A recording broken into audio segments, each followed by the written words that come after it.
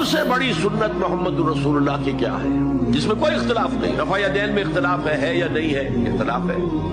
بہت سی اور سنتوں میں اختلاف ہے. ایک سنت وہ ہے جس میں کوئی اختلاف نہیں اور جو ساری عمر آپ نے کام کیا، اللہ کے دین کی دعوت اور اللہ کے دین کو قائم کرنے کی جد و جہد. اس میں آپ کو پاگل بھی کہا گیا، مجنون بھی کہا گیا، آپ پر پتھراؤ بھی ہوا.